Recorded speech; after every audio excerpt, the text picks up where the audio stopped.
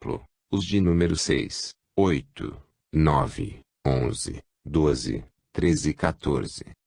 Portanto, a hipótese da telepatia, ESP e super-ESP não é adequada para explicar o presente caso. Memória genética.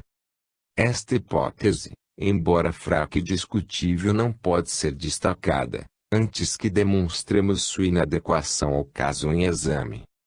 No presente estudo, poderíamos atribuir alguns itens da tabulação à memória genética oriunda ou do pai ou da mãe de Drauzio, ou mesmo de ambos. Vejamos alguns deles talvez explicáveis pela memória genética. Item 1. Reconhecimento da bicicleta em que o Sr. Luiz transportava Maria Aparecida, a passeio.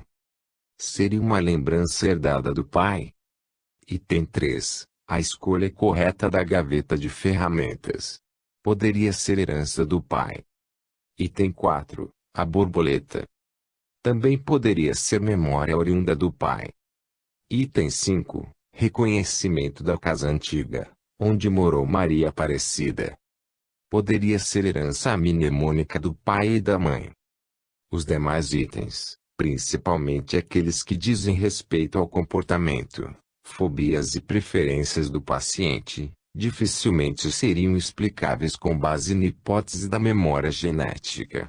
Além disso, como já demonstramos no caso de Simone e Angelina, páginas 63 a 78, esta hipótese é praticamente insustentável para casos deste tipo, que sugerem reencarnação, devido à natureza de memória observada. Não se trata de reflexos condicionados que foram herdados e sim lembranças carregadas de imagens e emoções. Para o presente caso, a hipótese de memória genética é insuficiente e inadequada para esclarecer as recordações e consequentes comportamentos apresentados por Drauzio, em sua meninice. Incorporação mediúnica. Esta hipótese é totalmente descartável, pois em nenhuma das oportunidades e durante toda sua meninice, Drauzio jamais manifestou estar se comportando sob a ação de um transe. Os itens todos revelam situações normais em que o garoto simplesmente agia como se estivesse recordando de certas experiências anteriores, ocorridas com ele. A hipótese da incorporação mediúnica é, pois, insustentável para justificar o que se passou com o Drauzio, conforme os itens da tabulação. Reencarnação. A hipótese da reencarnação poderia facilmente explicar a totalidade dos itens da tabulação. Particularmente o item 7, recordava-se de ter sido Maria Aparecida, seria o melhor justificado pela hipótese de reencarnação. Deve atentar-se para a idade de Drauzio, quando ele fazia afirmações como estas. Eu era aquela menina. Aquela que foi embora no buracão. Eu dormia assim nesse travesseirinho quando fui aquela menina. Ver o caso do travesseirinho. Mamãe, eu voltei. Porque eu gostava disso, quando era menina que morou naquela casa. Ver alimentos preferidos. Todas estas informações foram dadas por Drauzio, antes dos 3 anos de idade. O item 13, preferência, até os 3 anos, por brinquedos e brincadeiras femininos, é inexplicável pelas demais hipóteses. Entretanto, a reencarnação esclareceu admiravelmente. Até o sonho da tia Leda, em que ela viu a figura de um úterus, tendo em seu interior um embrião humano, e ouviu Desilda esclarecer-lhe que se tratava de Maria Aparecida que iria voltar, pode ser explicado pela hipótese da reencarnação. Conclusão. Sem descartar totalmente a possibilidade de surgir outra elucidação mais adequada para o presente caso, somos de opinião que, até agora, a hipótese de reencarnação é a que melhor pode justificá-lo. Os fatos apurados levam à conclusão de que Drauzio é a reencarnação de Maria Aparecida. Capítulo 7. O caso Patrícia e Alexandra. Introdução. O caso Patrícia e Alexandra não foi ainda publicado como monografia, mas já teve divulgação em obras estrangeiras, de forma resumida e com nossa autorização. Um sumário deste caso foi também dado ao público no periódico Folha Espírita, de maio de 1978. O presente caso é do tipo não resolvido. No entanto, contém muita evidência intrínseca, não só pelas circunstâncias que o rodeiam, como pela existência, no corpo da paciente, de marcas de nascença de origem reencarnatória, birthmarks. Suas recordações, quando criança, começaram a ser comunicadas aos parentes, mais ou menos aos 2 anos e meio, praticamente quando começou a falar. Patrícia ainda conservava a memória de alguns episódios de sua anterior encarnação, na ocasião em que comunicou, por carta, seu caso ao engenheiro Ney Preto Pérez, membro do IBPP. Este fato tornou possível obter, da própria paciente, o relato minucioso das ocorrências lembradas. Por solicitação de Patrícia, o seu nome real e os de seus familiares foram substituídos por pseudônimos. Porém, os nomes das pessoas e localidades ligadas à personalidade anterior foram mantidos, pois os investigadores deste caso ainda alimentam a esperança de se descobrirem os conhecidos e membros da família de Alexandra. A paciente o mencionava, desde pequena, o apelido que lhe deram os pais da encarnação anterior, Alex. Como Patrícia recorda-se de que fora do sexo feminino naquela ocasião, supõe-se o seu verdadeiro nome tenha sido Alexandra. Daí o adotamos, ainda que provisoriamente, até que uma possível identificação de seus parentes ou conhecidos possa confirmá-lo ou não. Acreditamos que, neste caso, Alex teria sido a abreviatura de Alexandra. A personalidade atual, Patrícia, nasceu na cidade de Araraquara, estado de São Paulo, no dia 14 de novembro de 1939. Ela, além de professora primária, é formada em Direito e exerce elevado cargo em uma empresa estatal. Seus pais são brasileiros, descendentes de italianos. Atualmente, Patrícia é uma bela mulher, tranquila e inteligente, de saúde física e mental estável. Sua meninice ocorreu normalmente, sem incidentes ou doenças graves, em um lar carinhoso do qual ela é a única filha. Na infância, conviveu com algumas primas que regulavam a idade com ela. Nesta época, morou sempre em Araraquara, então acolhedora e sossegada cidade interiorana. Nasceu mediante parto normal, aos 7 meses de gestação, sem problemas e traumatismos quaisquer. Desde o nascimento foi rodeada de cuidados e atenção por parte dos pais, avós e demais parentes. Histórico. Preliminares. O caso de Patrícia Alexandra foi-nos comunicado pela própria paciente, através de uma carta dirigida a um dos membros do Instituto Brasileiro de Pesquisas Psicobiofísicas IBPP, engenheiro Ney Preto Pérez, dia 11 de dezembro de 1970. Eis o teor da carta. Folheando o jornal Notícias Populares de 11 de dezembro de 1970, em sua terceira página, deparei com uma reportagem deveras interessante para mim, com o seguinte título: Quem nasceu um homem pode ser mulher no futuro. Lendo-a fiquei surpresa e bastante interessada no assunto, mesmo porque eu também recordo-me de minha reencarnação. Gostaria imensamente de fazer esse curso que vai haver aí nesse fim de semana, mas meu trabalho me obriga a renunciá-lo. Dr. Ney, relatarei algumas coisas de minha vida e se interessar aos psicobiofísicos, ficarei muito contente. Sou filha única, de uma família muito simples, porém com bastante amor. Eles têm tendências espíritas e eu não fugi à regra. Mamãe conta e eu me recordo que aos 2 anos e 2 meio, comecei a falar que havia vivido perto do ave e que eu me chamava Alex Emadado Barralouf. Contei, também, que morri bem mocinha, 15 anos mais ou menos, de um tiro que um soldado me havia dado, por dedução lógica, penso ter sido na guerra de Jin. Dr. Ney, meus pais deveriam ter tomado mais dados e tirado o máximo possível de mim, mas com a simplicidade deles, deixaram passar. Eu cresci, com o esforço de meu pai, consegui um diploma superior, hoje sou advogada, recém-formada, mas nunca a ideia de um dia poder desvendar esse sonho me saiu da cabeça. Doutor Ney, não sei se o senhor terá tempo para ler esta simples missiva, mas se porventura eu tiver essa felicidade, agradecerei a Deus. É quase uma utopia, mas gostaria imensamente se o professor Imendranath Banerjee tomasse conhecimento de minha carta. Gostaria que não fosse publicado nada em jornal, agora, e sim, a mim pessoalmente.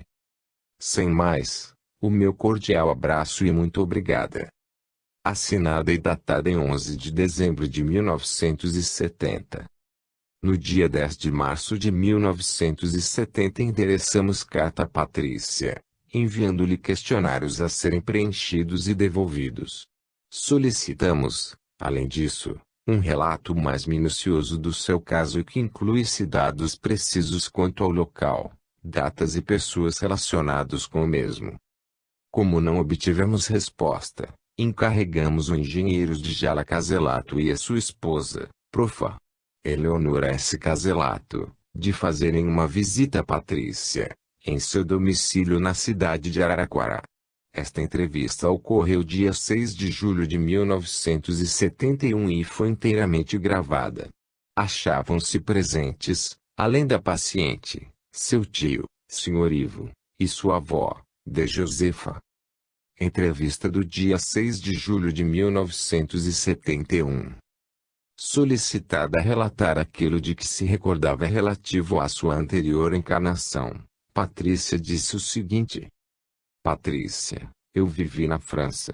Chamava-me Alex Amadado Barralouf, meu pai Jean Paris Barralouf, minha mãe Angela Barralouf. Lembro-me de que era loira, alta e bem esguia. De meu pai não guardei bem as características físicas. Recordo-me que, quando morri, contava mais ou menos 15 anos de idade.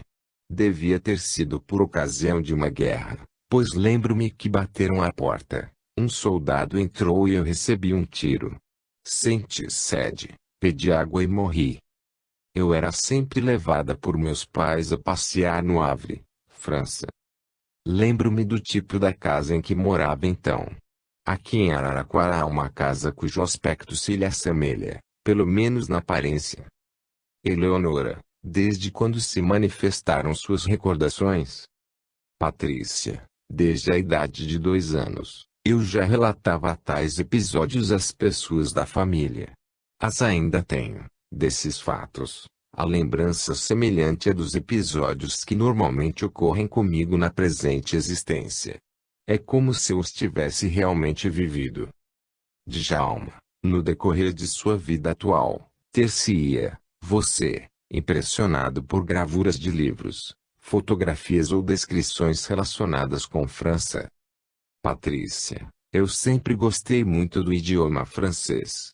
Adoro indicador ordinal masculino, sempre fui ótima aluna de francês.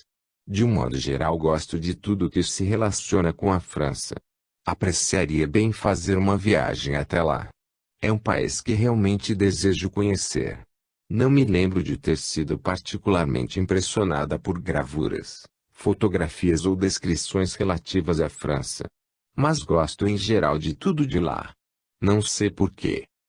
Aprecio moderadamente a comida francesa. Todavia não gosto tanto dos pratos italianos, embora devesse apreciá-los. Ela descende de italianos. A batata agrada-me muito. Parece-me que os franceses gostam desse alimento também. Djalma, recorda-se, você, de algum fato relevante de sua existência passada, além do que nos relatou? Patrícia, no momento, não. Djalma, pelo nome que você diz ter sido seu em sua existência anterior, Alex, teria sido você, um rapaz ou uma moça? Patrícia, Alex devia ter sido um apelido. A impressão que se tem é que derivaria de Alexandra, Alex. Mas minha lembrança é a de que era mulher. Alex teria sido apenas um apelido. Djalma, Nesta vida, você gostou ou gosta de usar roupas masculinas? Patrícia, rindo, não sei. Agora está se usando tanto roupas masculinas, não, unissex. Mas não me dou muito bem com isso. A profa. Eleanor observou, então, que Patrícia parecia bastante feminina, apesar de achar-se, no momento, trajando calça comprida. Patrícia, não tem problema. É uma coisa completamente diferente, não? Eu não aprecio mesmo roupas masculinas. Não gosto nem de usar calça comprida. Djalma, naquela ocasião, quando você diz ter morrido, achavam-se com você os seus pais? Teriam eles morrido também? Patrícia, não me recordo absolutamente de nada a esse respeito. Lembro-me apenas de minha pessoa naquele momento, de mais ninguém. Djalma, apreciaria muito que o Sr. Ivo nos relatasse aquilo que a Patrícia revelou quando ainda com 2 ou 3 anos de idade. Ivo, posso contar. Ela disse-nos que fizeram uma viagem, transportada juntamente com outras pessoas em um carro branco. Passaram sobre o mar. Alguns dos que com ela vieram desceram em outros locais. Não me recordo onde. Quanto a Patrícia, esta desceu frente à nossa casa. Disse ela que, ao visitar a cortina da janela, falou: eu paro aqui, este é o lugar que devo ficar. Na ocasião em que nos relatava esses fatos, Patrícia também descreveu minuciosamente como se encontravam os objetos que compunham o interior da nossa casa quando, segundo ela, aqui chegou. Descreveu como eram os móveis, as cortinas, os quartos, enfim tudo. O extraordinário dessa ocorrência reside no fato de ter sido, o arranjo da casa, quase todo modificado antes da Patrícia ter nascido. Portanto, ela não poderia ter visto como era o interior da casa naquela ocasião, pois ainda não havia sido dada à luz. Há uma particularidade muito interessante. Ela se referiu até ao pegnoir da sua atual mãe, descrevendo corretamente. Restaram para serem trocadas apenas as cortinas. A Patrícia era ainda muito nova quando nos dispusemos a mudar também as cortinas. Nesta ocasião ela se opôs, pedindo-nos que não as retirássemos, pois gostava imensamente delas. Aliás, a Patrícia interessava-se por todos os objetos que ainda restavam da época em que ela dizia ter vindo para cá. Posteriormente, esse apego foi se apagando com o passar dos anos. Patrícia, creio que ficou algum resquício deste meu apego a essas coisas. Djalma, quais as referências feitas pela Patrícia, naquela época, sobre o Havre, o lugar onde seus pais a levavam a passear? Ivo, ela dizia que o Havre era um porto e lá se viam muitos navios. Isto ela afirmava sempre, falando assim: eu ia sempre passear no Havre e, no porto, eu avistava os navios passando. Patrícia relatou várias vezes esse episódio, quando tinha apenas 2 anos e meio de idade. De Josefa, avó de Patrícia, é exato. Mas ela nunca havia visto navios, até aquela idade, pois aqui não é porto marítimo e, portanto, não se vê navios em Araraquara. Ficávamos, então, admirados de ouvi-la contar essas coisas. Ivo, Patrícia referiu-se a vários acontecimentos, assim, de sua vida anterior. Ao narrar o episódio de sua morte, em lugar de dizer que fora assassinada com um tiro, falava que lhe haviam dado uma garrochada. Relembrando o que Patrícia relatava aos 2 anos e meio de idade, ao que parece ela se achava frente a uma janela que também possuía cortinas, quando recebeu a tal garrochada. É relevante que ela se referisse ao fato de ter sentido sede e haver pedido água, após ser ferida. Parece-me normal esse fato ocorrer com pessoas feridas a bala. A esta altura o Sr. Ivo apontou para um dos cantos da sala em que se encontrava com os interlocutores e acrescentou: Ivo, foi exatamente aqui neste cantinho que Patrícia se achava quando nos contou essas passagens. Disse-nos que depois não viu mais nada. Relatou, A seguir, o episódio do veículo que a trouxe para cá e descreveu a armação da casa naquela época. Djalma: Patrícia, eu gostaria de saber mais detalhadamente algo a respeito da sua facilidade para o aprendizado de idiomas. Patrícia: noto grande facilidade para aprender o francês. Cursei a Aliança Francesa, até o segundo ano apenas. Quanto ao inglês, confesso que sinto grande dificuldade. Sempre tive aversão ao alemão. Infelizmente o tio e a avó de Patrícia não puderam, na ocasião, fornecer outros detalhes. Apenas recordavam-se de que a casa em que ela disse haver morado era um pequeno sobrado. Assim, também, ficou esclarecido que Patrícia fora baleada por um único soldado. Não mencionou a lembrança de aviões. Suas declarações relativas à vida anterior foram mais abundantes entre 2 e 2 anos e meio de idade. Naquela ocasião, seus familiares tomaram apontamentos das declarações de Patrícia, em um livro. Este foi entregue a um senhor que o levou com o propósito de estudar o caso, mas não mais o devolveu. Uma particularidade interessante das declarações de Patrícia é o fato de referir-se a outra mãe, dizendo que ela se vestia muito bem e a quem ela votava grande afeição. Comparando-a com sua atual genitora, observava que esta não se trajava tão bem quanto a outra. Chegava mesmo a manifestar certa aversão à sua atual mãe. Patrícia referia-se, também, a uma corrente de ouro que sua mãe anterior usava, reparando que a atual não possuía esse ornamento. Ainda, presentemente, Patrícia mostra certo interesse relativamente à maneira de trajar-se da sua atual genitora. Gosta que ela se vista elegantemente. Talvez isso seja um resquício de suas recordações da vida anterior. Entrevista do dia 18 de outubro de 1971. Dia 18 de outubro de 1971, atendendo ao convite que lhe formulamos por carta, Patrícia, acompanhada por sua prima senhorita Maria Benedetti, visitou-nos em nosso escritório. Após alguns minutos de palestra cordial e informal, resolvemos formular algumas perguntas a Patrícia, acerca das suas anteriores declarações quando entrevistada pelo senhor e senhora Djalma Casellato, objetivando colher mais dados informativos além dos conseguidos no encontro anterior. Na transcrição de entrevista que apresentamos a seguir, as perguntas do entrevistador estão precedidas pela letra H. As respostas de Patrícia estão indicadas pela letra P. H. Lembra-se do clima, do tempo, como era no Havre. P. Ventava frio e os meus cabelos se agitavam. Eram castanhos escuros, longo até os ombros, lisos. H. Qual seria sua idade então? P. Mais ou menos de 7 a 8 anos.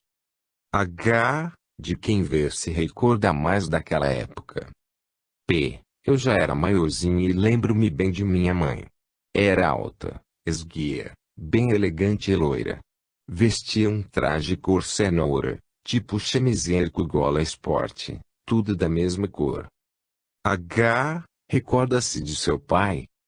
P. Dele tenho vaga recordação. Tenho a impressão de que era gordo e meio calvo. H. Em que cidade você morava? P. Minha atual mãe diz que eu me referia a Vichy, quando era criança. H. De que modo ia ver ao Havre? P. Recordo-me que era de trem. H. Lembra-se das viagens? P. Sim. Não eram muito longas. Viajava durante o dia. Ia lá, ao Havre algumas vezes a passeio. H. Sua casa em Vichy. Como era? P. Era confortável, assobradada, lisa por fora e com janelas verde escuras. As paredes eram creme. Tinha uma pequena vidraça na porta, um pouco mais para cima. Não possuía jardim, a entrada era direta da rua e sem nicho. H. Recorda-se ver dos jardins? P. Não tenho lembrança deste detalhe, mas minha atual mãe conta que, em criança, Eu afirmava que as flores de lá eram mais bonitas do que as daqui. H. Você tinha irmãos? P. Não me recordo. H. De qual fase da sua anterior existência vê se recorda melhor? P. De quando era mocinha e tinha cerca de 16 anos. Eu era alta, não muito magra. Minha pele era clara e os cabelos escuros, não pretos, castanhos escuros, compridos e até os ombros. H. Lembra-se de suas atividades, nessa época? P. Lembro-me que permanecia mais em casa. E às vezes recordo-me de que saía à rua acompanhada de minha mãe. Nunca saía só. Saíamos ao que parece para fazer compras. H. Como se deu o episódio da sua morte? Descreva-o. P. Tenho a impressão de que não havia ninguém em casa naquela ocasião, pois fui eu quem abriu a porta. Devia ser de manhã, aproximadamente 10 horas. O tempo parecia nublado. Achava-me na sala de entrada. Ouvi bater a porta. Abri a porta. Um soldado entrou. Trazia uma arma na mão. Parecia-me ser um fuzil. Apontou-me a arma e deu-me um tiro ao nível do coração. Lembro-me de haver pedido água, antes de morrer. Não me recordo se me deram água. Vejo-me, naquela época, estirada no chão em decúbito dorsal. Meu vestido era claro, mas não me lembro de ter visto sangue. Tenho pavor de arma, qualquer que seja ela, especialmente de garrucha, revólver, espingarda. Sou, também, muito impressionável com sangue. Sangue causa-me uma sensação horrível.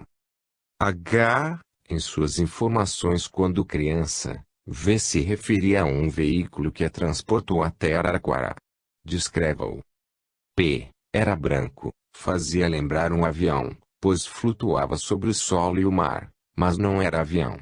Deslizava abaixo pouco acima do nível do solo. Havia poucas pessoas, talvez 3, que se achavam no veículo. As pessoas, a bordo, trajavam roupas que faziam lembrar uniformes de enfermeiro ou médico.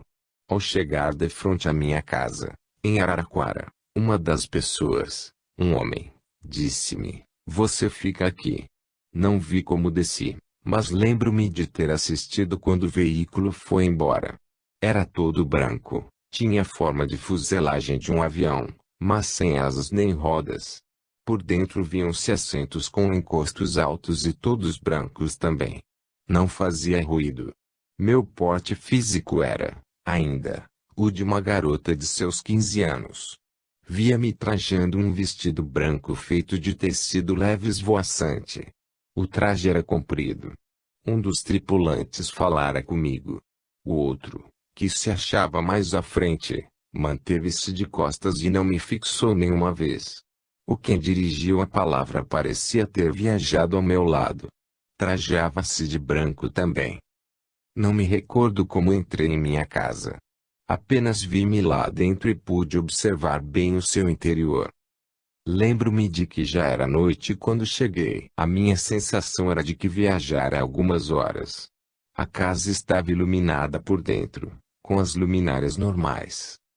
Recordo-me bem da sala de estar e, em particular, de uma cortina que dividia a sala de estar com a de jantar. Agora existe uma porta sanfonada. Naquela ocasião, havia ali uma cortina estampada em cores vivas, vermelho e verde predominantemente, talvez com algum tom azul marinho. Não tive nenhuma sensação particular, nem sentimento de saudade, desolação, etc. Nem sabia por que me encontrava lá. Do intervalo de tempo que me dei entre o episódio da minha chegada e aquele em que recordo de ser uma criança entre 2,5 e 3 anos, não tenho consciência. H. Como são suas atuais recordações? P. São bem vivas e nítidas no relacionamento com as lembranças. As imagens permanecem claras. A sensação é semelhante à de um sonho que ficou.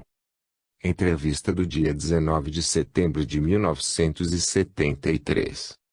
Dia 19 de setembro de 1973, entrevistamos, conjuntamente, Patrícia e sua mãe, D. Irma. Esperávamos enriquecer mais o montante de informações, até então colhido nas entrevistas anteriores. Tivemos uma conversa informal, antes de passarmos às perguntas, de maneira a tornar mais objetivas as indagações a serem feitas. Iniciamos a inquirição, pedindo a D. Irma que contasse aquilo que lhe viesse à lembrança, concernente aos episódios da infância de Patrícia. Ela iniciou seu depoimento falando sobre o que segue. Nesta entrevista, o nome do entrevistador está representado pela letra H, o de D. Irma, pela letra I, e o de Patrícia pela letra P. H. Vamos ouvir a D. Irma, que vai relatar alguns detalhes de lembranças de quando Patrícia era pequena. E, quando passávamos em frente a uma casa, ela sempre dizia que era a casa dela da França. Parecia a casa dela na França. Isso em Araraquara. As flores de Araraquara ela dizia que eram diferentes das da França, que as da França eram mais bonitas. Uma manhã ela não quis tomar leite e disse que estava muito triste porque o pai dela da França havia morrido. H. Qual a idade dela nessa época? I. Uns 4 anos. Numa outra vez ela disse que havia sonhado que estivera com todos os seus amigos da França em uma festa. H. Com que idade disse isso? I. Era pequena, uns 4 ou 5 anos.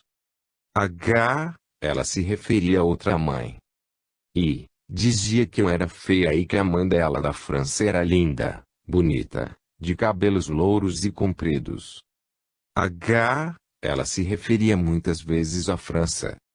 E, muitas vezes, quase todo dia falava sobre a França, e até agora ela adora a música francesa. H. Desde que idade ela falava essas coisas? I. 2 anos e meio, 3 anos.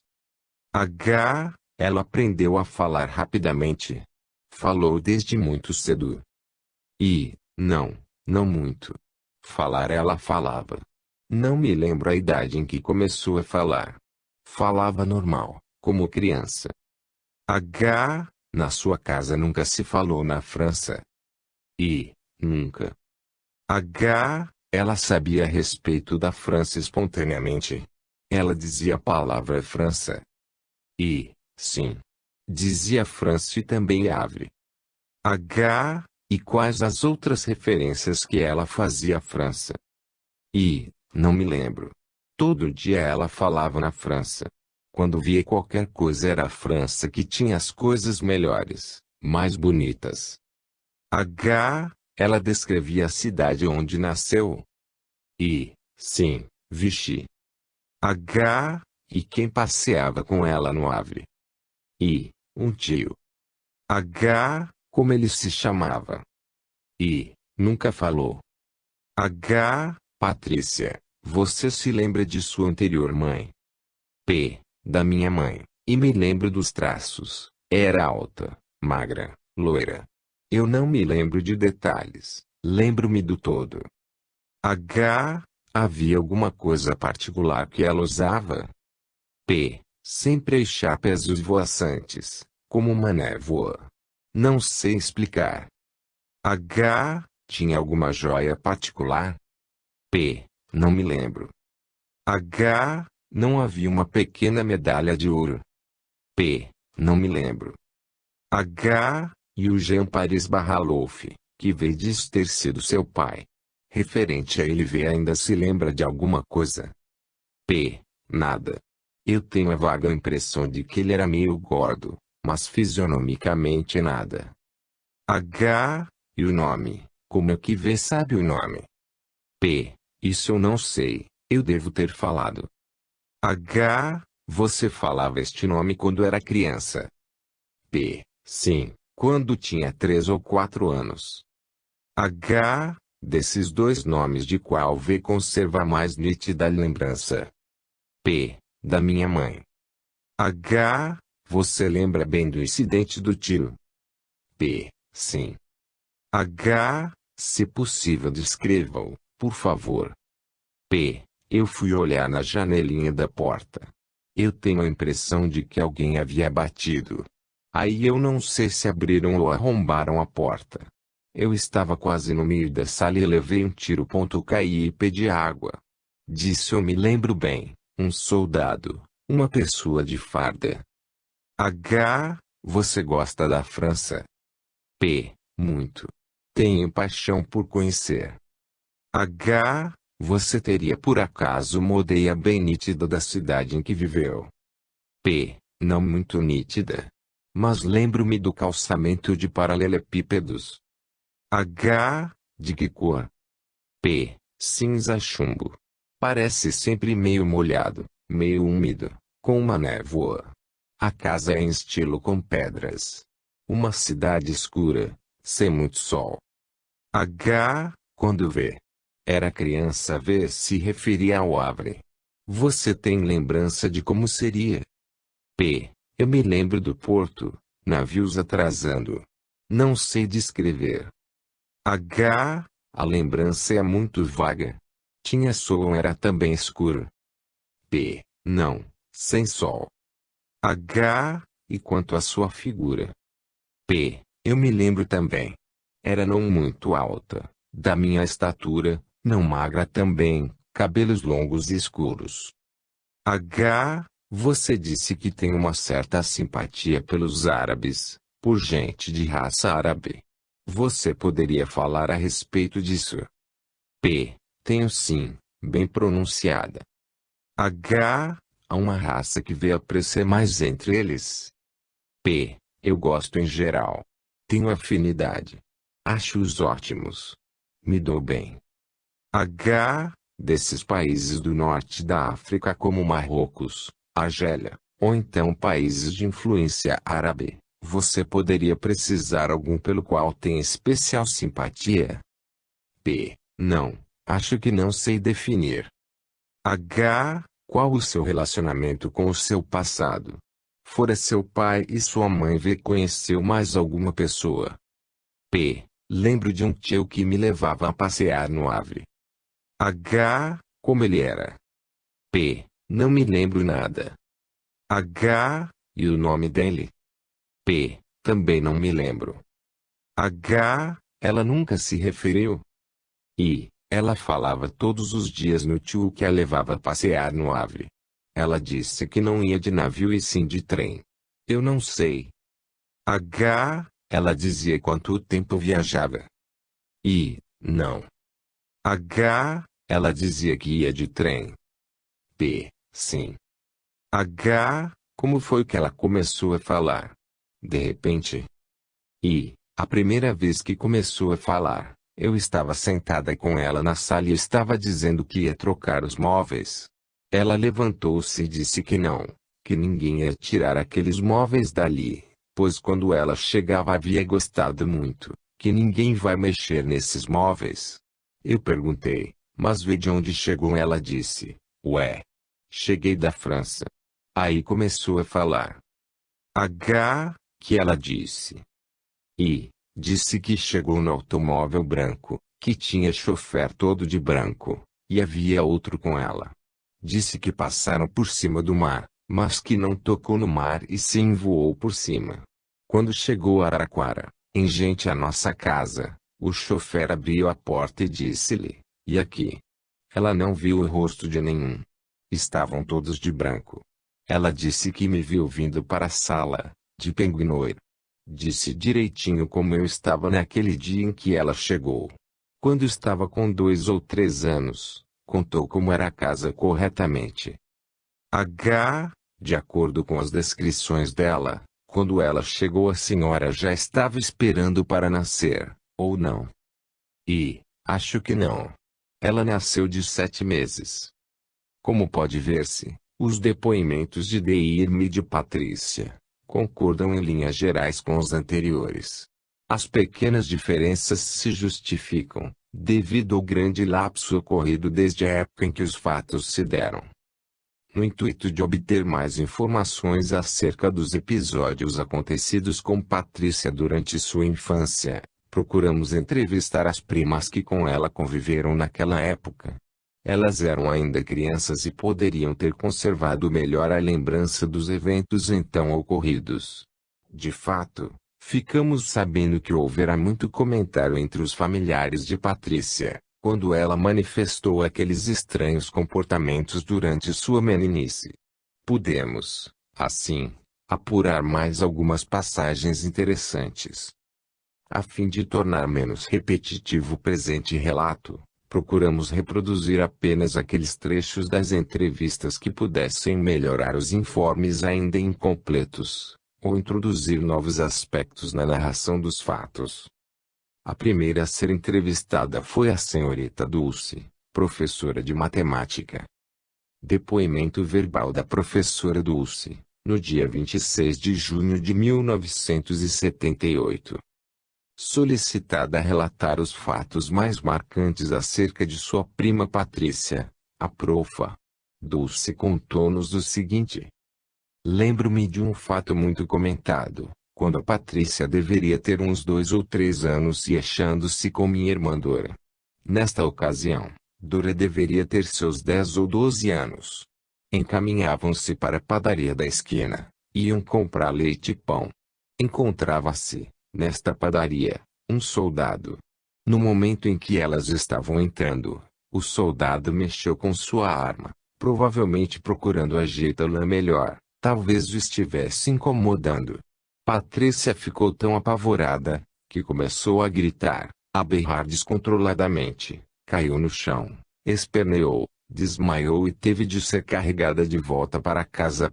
Meu tio, pai de Patrícia, comenta este fato achando até graça, porque naquela ocasião minha irmã ficou furiosa. Ela passou um vexame enorme, devido a Patrícia haver dado aquele espetáculo que alarmou todo mundo. A profa. Dulce, referindo-se à atitude dos pais de Patrícia diante deste procedimento da menina, esclareceu que, naquela ocasião, eles não se mostravam muito cônscios da causa desses fenômenos. Achavam, apenas, que Patrícia não regulava bem das faculdades mentais. Durante esta entrevista, a profa. Dulce informou-nos de mais outro episódio muito significante, o qual foi por nós gravado. Não posso precisar exatamente a idade dela. Patrícia era muito novinha, teria 2 ou 3 anos. Ela acordou de madrugada, bem de madrugada. Despertou os pais, chorando e dizendo, a minha verdadeira cidade, Vichy, foi invadida. Então a família não dormiu mais. Ficaram todos impressionadíssimos.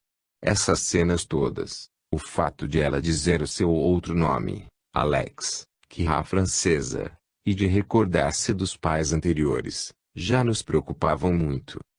Os também. Não fazia ruído. Meu porte físico era, ainda, o de uma garota de seus 15 anos.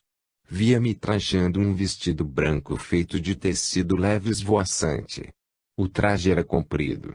Um dos tripulantes falara comigo. O outro, que se achava mais à frente, manteve-se de costas e não me fixou nenhuma vez. O quem dirigiu a palavra parecia ter viajado ao meu lado. Trajava-se de branco também. O relato deste mesmo episódio, feito por Deirma, reproduzindo as informações de sua filha Patrícia aos 2 anos e meio de idade, concorda aproximadamente com 2 transcrições anteriores. Ver a entrevista do dia 19 de setembro de 1973. No depoimento de Delidia, prima de Patrícia, no dia 28 de março de 1978, ela informou que esta última se referiu a um grande rio, por ela atravessado dentro de um veículo branco. Sendo uma criança de 3 anos e nunca tendo visto o mar, ela descreveu como um grande rio. A referência a veículos eventualmente existentes em outros planos fora do nosso espaço não é tão incomum como poderia pensar-se. Há várias menções a esses inusitados meios de transporte, feitas na literatura concernentes às vozes captadas em fitas magnéticas por meio de gravadores correntes. Da mesma forma, na literatura espírita, principalmente em livros psicografados por Francisco Cândido Xavier, há inúmeras citações acerca de variados tipos de veículos a serviço de transporte no além. A título de exemplo, extraímos do livro de Friedrich Jurgenson, Telefone para o Além, Rio de Janeiro, Civilização Brasileira, 1972, páginas 130 e 131, o seguinte trecho. Não raro atraem minha atenção certas expressões que, aparentemente, tinham relação com o enigma daqueles voos místicos. As palavras, Friedel, estamos sentados no navio dos mortos, assim como as expressões Telesip, Kraft, etc., foram muitas vezes ouvidas e gravadas na fita magnética. Embora não conseguisse saber algo mais positivo sobre o assunto, era evidente que se tratava de algum meio de transporte ou uma espécie de voo. No livro de Gabriel Alves e As Vozes dos Vivos de Ontem, Portugal, Publicações Europa-América, 1976, página 93. Há, também, menção de meios de locomoção no além. Esta obra refere-se às comunicações obtidas pela autora, com sua falecida filha, por meio de gravações em fitas magnéticas. Por rádio ouvi claramente o barulho de um motor de avião com esclarecimentos por parte das vozes. É um avião, pronunciado com a sua inconfundível e característica cadência. Opus City. P. 93. Também no que se refere aos meios de transporte, não pude deixar de me render à evidência. Aviões, automóveis, bicicletas, motocicletas. Opus City. P. 93. O livro do Dr. Konstantin Raudive, Breakthrough, New York, Taplinger Publishing, 1971, páginas 159 a 160, menciona vários trechos de conversação gravada nas fitas magnéticas, em que são feitas alusões a viagens e a meios de transporte. A obra de Raudive é um dos mais extensos e completos trabalhos sobre gravação de vozes dos desencarnados. Vejamos alguns excertos do livro de Raudive. Os fragmentos de conversação aqui compilados indicam que meios de transporte existem e que as vozes entidades viajam. Opus City. P. 159. Eis alguns fragmentos de conversação, extraídos dessa obra. Nós temos o Susabus página 160. Costuli, nós voamos sobre a Holanda. A Holanda, porém, estará fria daqui a pouco. Não é bom aterrissar. Página 160. Nós viajamos, Sapir, nós estamos viajando. Página 160. As principais obras de Francisco Cândido Xavier, onde se encontram alusões a veículos do além, são as seguintes: Nosso Lar, Rio de Janeiro, Feb. 1943, capítulo X, 11, 26 e 33, Os Mensageiros, Rio de Janeiro, Feb. 1944, capítulo 33, E a Vida Continua, Rio de Janeiro, Feb. 1968. Capítulos 13, 18, 21, 24 e 26. Nas obras de Francisco Cândido Xavier há menção dos seguintes tipos de veículos utilizados como meio de transporte no além: aeróbus, carruagens puxadas por animais, máquinas semelhantes a um pequeno automóvel de asas, máquinas voadoras semelhantes a grandes borboletas silenciosas, ambulâncias, pequena carruagem voadora em forma de estrela irisada, etc. A descrição do estranho veículo feita por Patrícia, aos 2 anos e meio de idade, em 1942, quando não se usava ainda televisão e numa pacata cidade do interior, é um fato bastante inusitado. Faço porque, de uma maneira ou de outra, ela teria sido informada neste sentido. O mais interessante desse episódio é o fato de Patrícia haver relatado, súbita e espontaneamente, como fez sua viagem nesse curioso veículo, quando revelou a seus parentes que viera da França por esse meio de transporte, após ter sido morta pelo soldado. Teria sido apenas o produto de uma fantasia infantil? Achamos pouco provável, devido às condições que a cercavam e a sua pouca idade. 8. Descreveu corretamente o anterior arranjo interno da casa, o qual fora modificado antes do seu nascimento. Patrícia nasceu 5 anos após o casamento de seus pais. Estes não esperavam mais ter filhos. Quando Irma, sua mãe, se sentiu grávida, houve grande alegria na família. Por isso, trataram de reformar a casa toda, para receberem o bebê que iria nascer. Quando ela foi dada à luz, o arranjo interno da casa já estava quase todo alterado. Restaram para ser trocados apenas uma cortina estampada em cores vivas e os móveis da sala de estar. A mãe de Patrícia contou-nos, então, entrevista de 19 de setembro de 1973, o seguinte. A primeira vez que ela começou a falar, eu estava sentada com ela na sala e estava dizendo que ia trocar os móveis. Ela levantou-se e disse que não, que ninguém ia tirar aqueles móveis dali, pois quando ela chegara havia gostado muito. Quando eu cheguei aqui gostei tanto, que ninguém vai mexer nesses móveis. Eu perguntei, mas você de onde chegou? Ela disse, ué, cheguei da França. Aí começou a falar.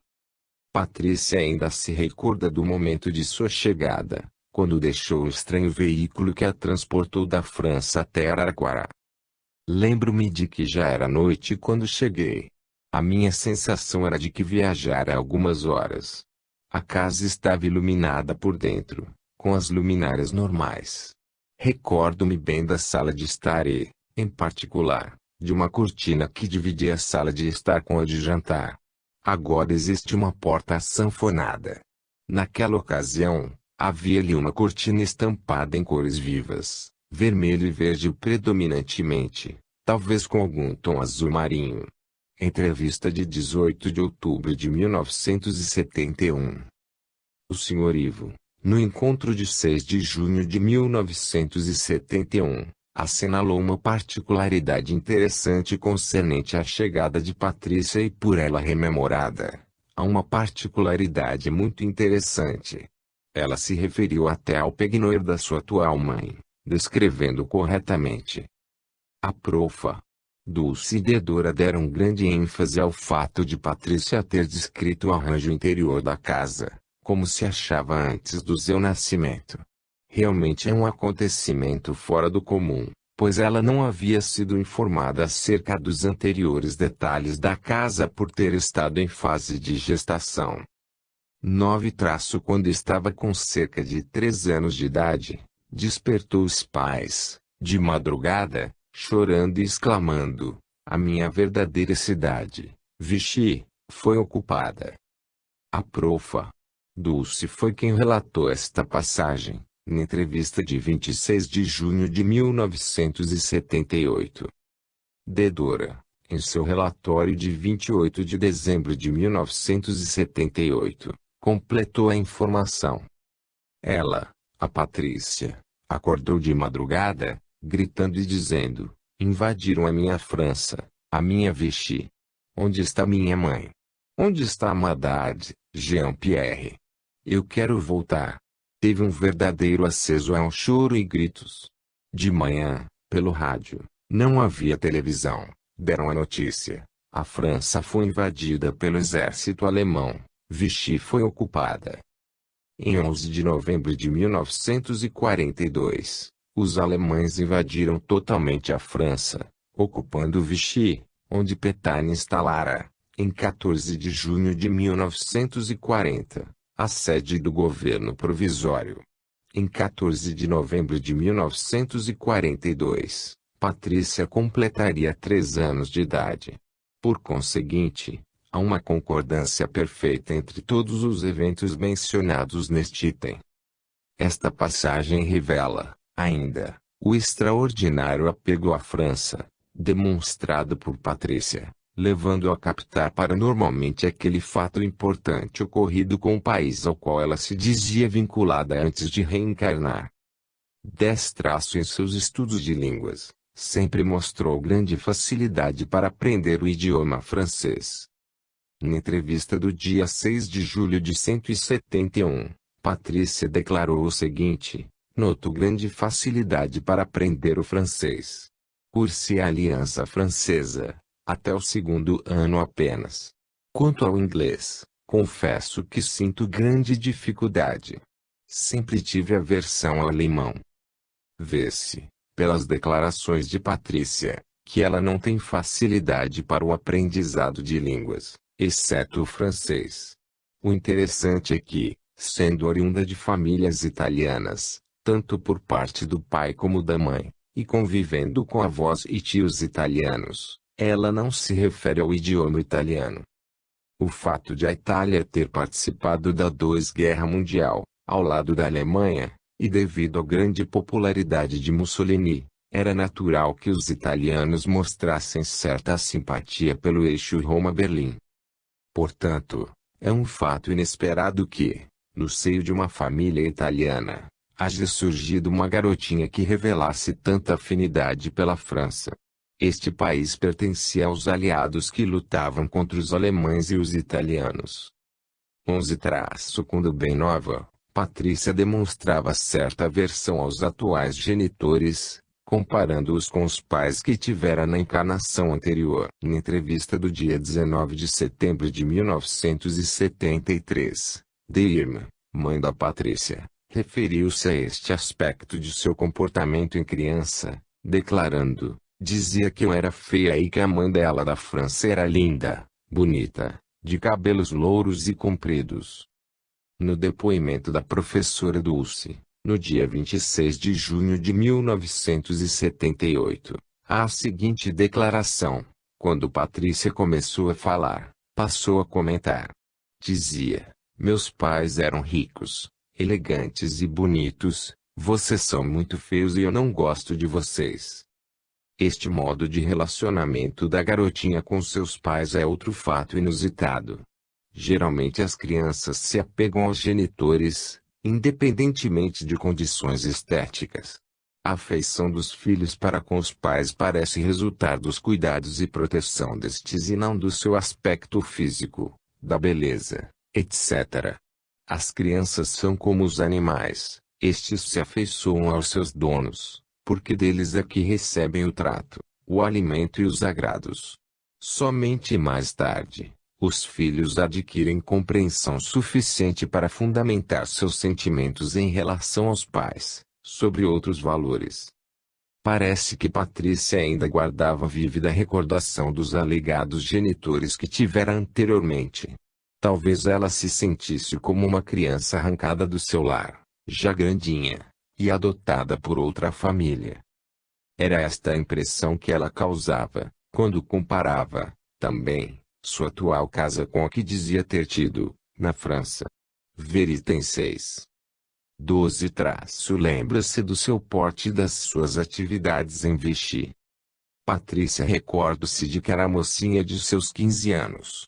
Era alta, não muito magra e tinha pele clara, cabelos castanhos escuros, compridos até os ombros. Quanto às suas atividades, lembra-se de que permanecia mais em casa. Saía sempre acompanhada de sua mãe. Nunca saía só. Costumavam ir juntas fazer compras. Estas recordações referem-se à época em que Patrícia diz ter sido assassinada pelo soldado. Perduraram até a sua maturidade. 13. Aos 4 anos de idade, em uma certa manhã, não quis tomar seu desejum e disse que estava muito triste porque o pai dela da França havia morrido. Esta informação foi-nos prestada por Irma, mãe de Patrícia, na entrevista de 19 de setembro de 1973. Vê-se, por este detalhe, que a garota mantinha uma espécie de ligação telepática com os seus supostos parentes que ficaram na França. Seria apenas uma dramatização? Para uma criança de apenas 4 anos, parece muito improvável que tivesse uma imaginação tão fértil assim e de aspecto tão coerente. Vamos ver, logo a seguir, outro fato estranho, semelhante a este, no qual a menina novamente revela uma possível ligação telepática com pessoas da França. 14 aos 5 anos de idade. Por conseguinte, em 1944, sonhou que estivera em uma festa com todos os seus amigos, na França.